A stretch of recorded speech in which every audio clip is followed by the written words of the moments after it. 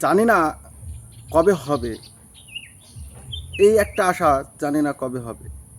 আসলে কি কবে হবে সেটা বলবো অবশ্যই। তো অবশ্যই ভিডিওর সাথে থাকুন এবং ভিডিওটা কন্টিনিউ করুন। অবশ্যই আপনাদেরকে বুঝে বলবো যে আসলে কি জানি না। দেখেন, কালকে একটা ভিডিও দিয়েছিলাম, তো প্রবাসীদেরকে নিয়ে যে সরকার করতেছে, চিন্তাভাবনা করতেছে, ঠিক আছে, সে ভিডিওটাও অনেক মানুষই মনে করেন কমেন্ট করেছে।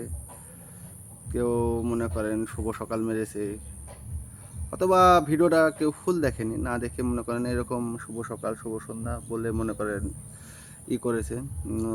দুজনা কি তিনজনা সে কমেন্টটা করেছে। তো বুঝতে পারলাম যে তিনটি লোকই মনে হয় ভিডিওটা দেখেছে। তাই আমি সবসময় বলি যে ভিডিও সম্পূর্ণ দেখে কমেন্ট করবেন। তো তো চলেন, যদি এই কাজটা হয় যে প্রবাসীদের ট্যাক্স নিব, ঠিক আছে, এই চিন্তা ভাবনা যদি আইন পাশ করে দেয়, তবে একটা কথা বলে দিই যে বাংলাদেশে রেমিটেন্স যাওয়া বন্ধ হয়ে যাবে। কারণ প্রবাসীরা সবাই মনে করেন যতই যা বললেন না কেন, এরা কিন্তু একচোটি, ঠিক আছে, এদেরকে ভালোবাসা দিয়ে এদের থেকে রেমিটেন্স আনতে হবে।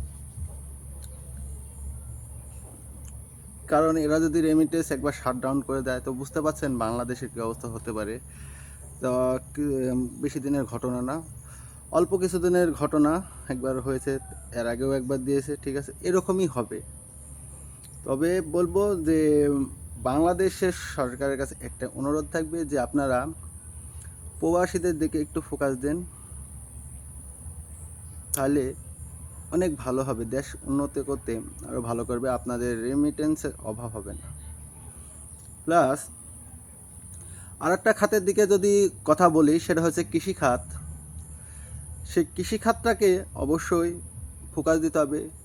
কৃষকের নিত্য প্রয়োজনে যে পণ্য লাগে, সে পণ্য দাম কিছুটা কমিয়ে দেওয়া এবং তাদের দিকে ফোকাস দেওয়া, তারা ঠিক মতন ফসল ফলাতে পাচ্ছে কি না পাচ্ছে, এইসব বিষয়ের দিকে যখন ফোকাস দিবে, তো দেশটা উন্নতি হতে সময় লাগবে না।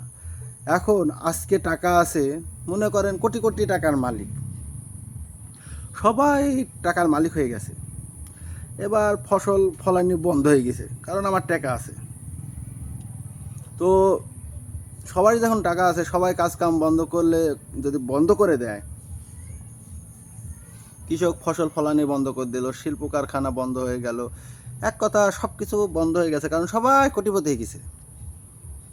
তো কোটিপতি হওয়ার পরে কি হয়েছে? আসলে কি টাকা থাকলে কি সব হবে? হবে না।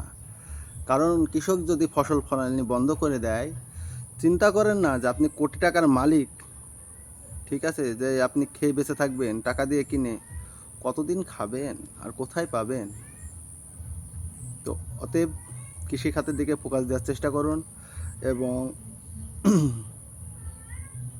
প্রবাসীদের দিকে একটু চোখ দেন, তো অবশ্যই কাজে লাগবে।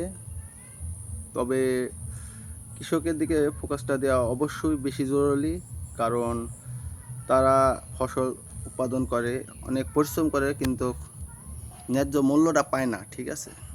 তো অতএব সবাই ভালো থাকবেন, সুস্থ থাকবেন। তো ভিডিওটা ভালো লাগলে অবশ্যই শেয়ার করে দেবেন।